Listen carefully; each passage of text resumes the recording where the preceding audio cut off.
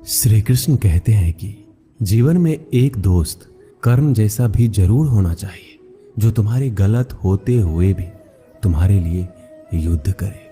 होने वाले खुद ही अपने हो जाते हैं, किसी को कहकर अपना नहीं बनाया जाता। रिश्ते हमेशा एक दूसरे का ख्याल रखने के लिए बनाए जाते हैं, एक दूसरे का इस्तेमाल करने के लिए नहीं। चूम लेता हूँ हर मुश्किलों को मैं अपना मानकर, जिंदगी कैसी भी आखिर है तो मेरी।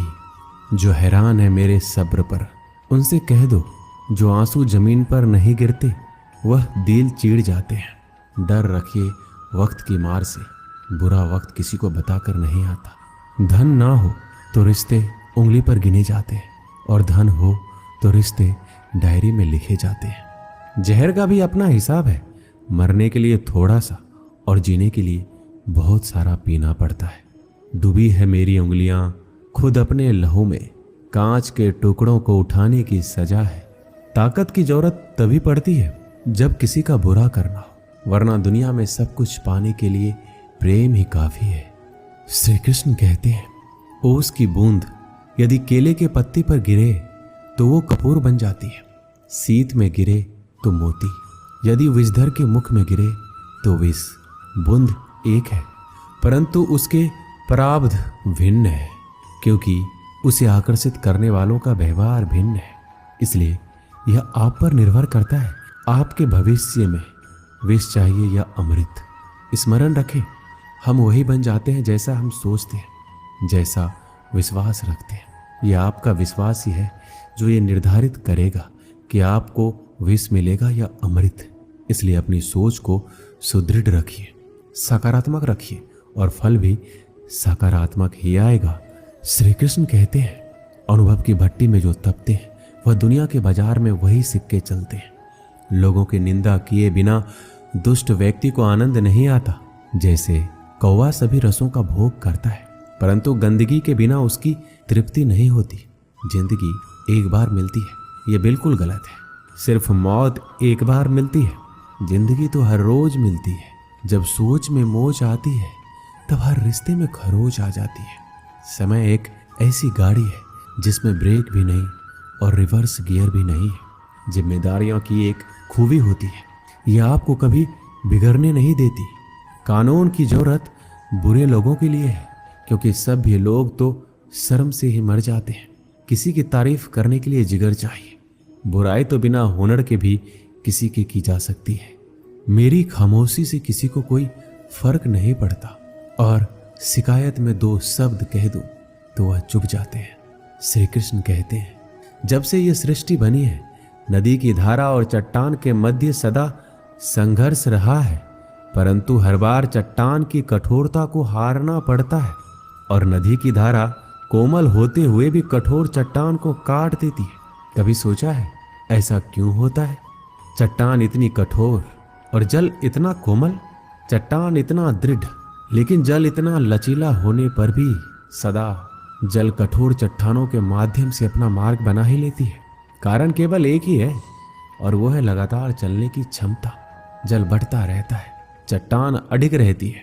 इसी कारण जल चट्टान को काट कर मार्ग बना लेता है। इसीलिए लगातार चलते रहें, रोकिए मत, क्योंकि चट्टान जैसी हर समस्या को आप भी जल की तरह काट सकते हैं।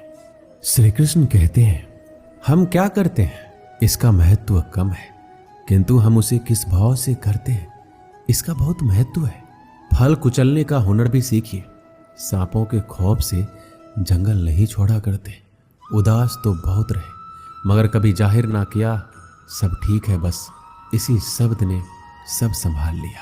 अनुमान गलत हो सकता है, पर अनुभव कभी गलत नहीं होता, क्योंकि अनुमान हमारे मन की कल्पना है और अनुभव हमारे जीवन की सीख।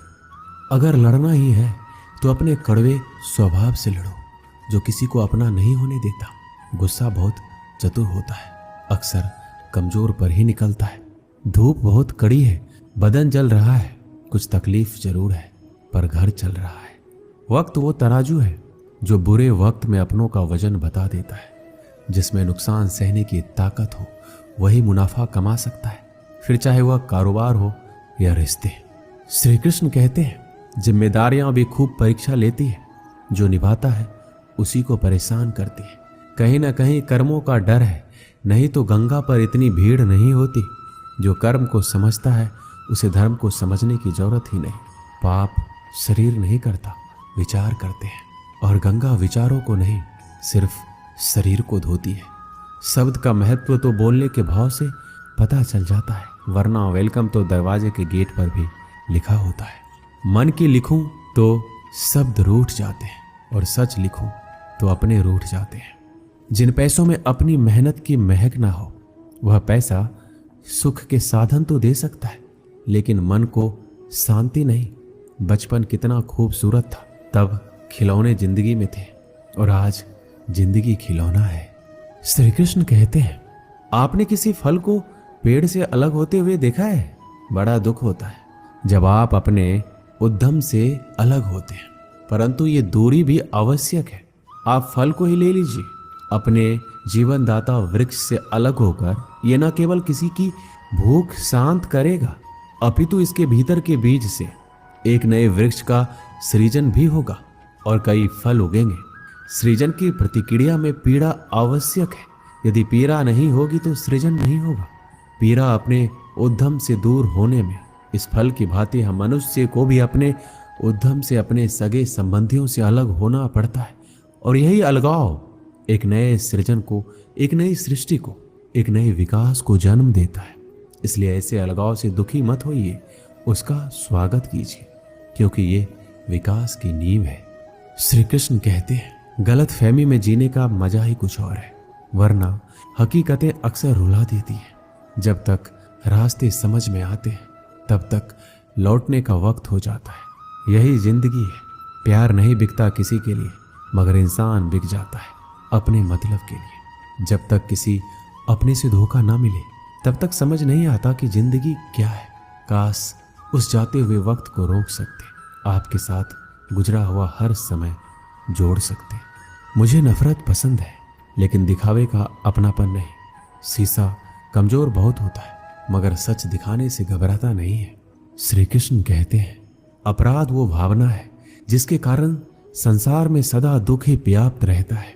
हम सब अपराधियों से घृणा करते हैं, उन्हें कोसते हैं, परंतु क्या कभी विचार आया है कि कोई भी जन्म से अपराधी नहीं होता? तो ऐसा क्या कारण है कि कोई इतना बुरा बन जाता है कि वो बुराई की सीमा ही पार कर जाए? कारण है कामना।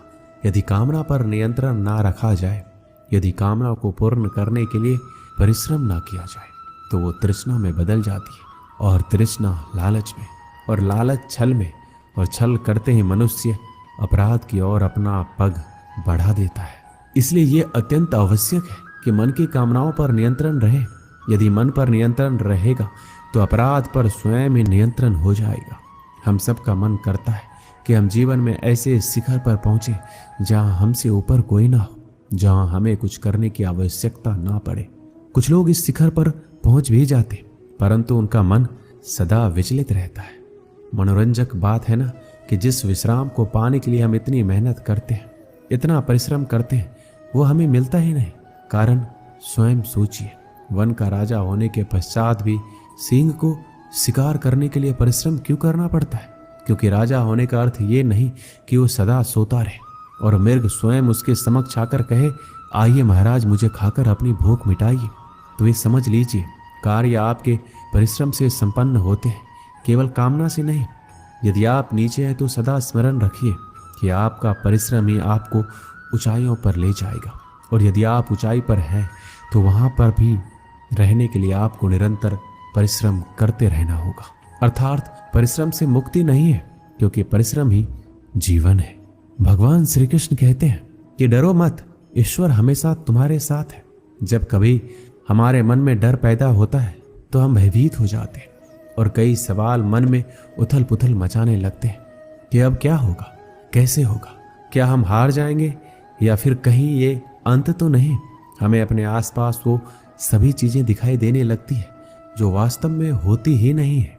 हमारे मन की कल्पना ही हमारे मन के डर को जन्म देती है, और ये डर हमारे वर्तमान और भविष्य को नष्ट कर देता है।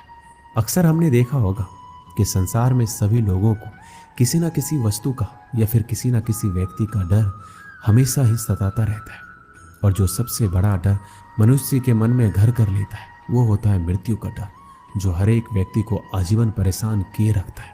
आपने देखा ही होगा कि माता पिता अपने मृत्यु से पहले अपने बच्चों के लिए वो सब कुछ करना चाहते हैं जिससे उनके बच्चों को अपने भविष्य में किसी तरह की परेशानी ना हो और जो उनके जीवन को सरल बना सके। लेकिन क्या ये सही मार्ग है? क्या इससे उनकी संतान अपने भविष्य के प्रति इस डर के भाव को खत्म कर सकती है?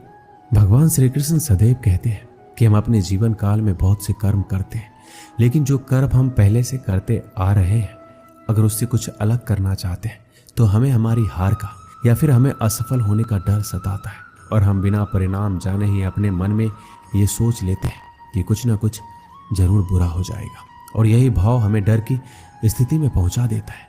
और श्री कृष्ण के अनुसार यही डर हमें अज्ञानता की ओर ले जाता है।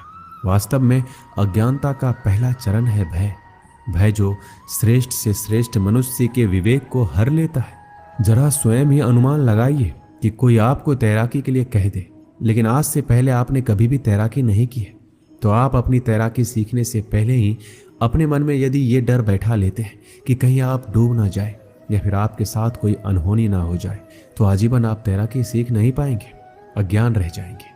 फिर चाहे आपके पास ब्रह्मांड का सबसे उत्तम गुरु ही क्यों ना हो। श्री कृष्ण कहते हैं इस डर को पीछे छोड़कर सफलता के मार्ग पर बढ़ना जरूरी है। यदि हम अपने डर से पीछा छुड़ाना चाहते हैं तो हमें अपनी आरामदायक स्थिति को त्यागना होगा। जब तक हमारा मन स्वयं को कष्ट देने से डरता है तब तक हमें कुछ भी नया करने से पहले या हार जाने का या फिर कोई अनहोनी हो जाने का भय सताता है। इसलिए यदि हम डर को जीतना चाहते हैं तो हमें डर का सामना खुद ही करना होगा और अपने हृदय को कठोर बनाना होगा। तब जाकर हम इस डर की परिस्थिति से बाहर आ जाएंगे। श्री कृष्ण कहते हैं अगर हमें अपने डर पर विजय प्राप्त करनी है तो हम परिणाम की चिंता नहीं करते हैं।